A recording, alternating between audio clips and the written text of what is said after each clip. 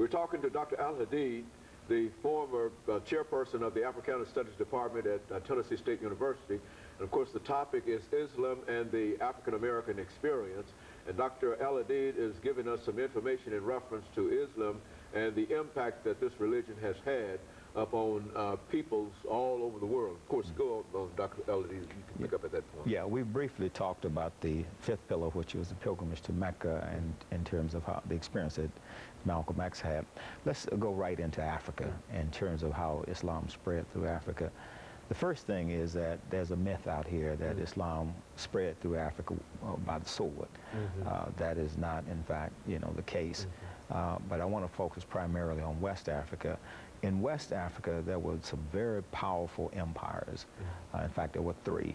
One was the Mali Empire, the Ghana Empire, and the Songhai Empire.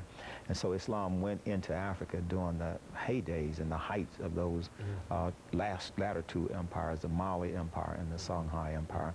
And then from there, it went into Spain, where it established the Moorish Empire, which lasted from 711 to 1492, which is roughly the time that Columbus left Spain and went out to so-called discover, the New World. Islam in Africa did a number of things. In brief, it did much of the things that it did in Arabia. That is, it went to unite people across tribal differences. It established another alphabet by which the African culture could be written. I'm not suggesting that there were no alphabets in Africa. Certainly there were alphabets in West Africa, and of course we know about the hieroglyphics that were in Egypt.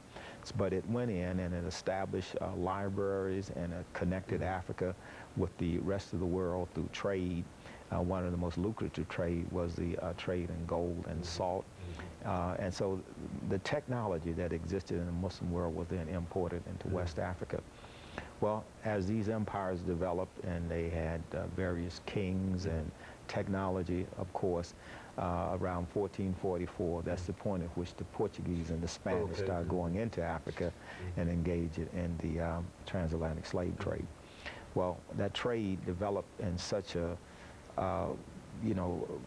vicious way, and that dispersed Africans throughout the so-called New World. In South America and the Caribbeans and North America. In terms of the percentage of Muslims that were captured and brought over here, historians are not agreed on that actual percentage. I guess the low estimate would be about 20% of the captives from West Africa. When we say West Africa, we're talking primarily the area around Morocco, Guinea, Liberia, Sierra Leone, Nigeria, etc., and what is called the Guinea Coast.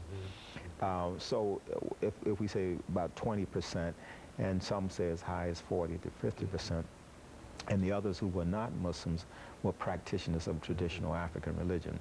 When they brought them over here, one of the first things that they tried to do was to stamp out Islam from among them, because they knew that if they maintained this particular religion, then they would always be in a state of rebellion against the plantation and the system of enslavement.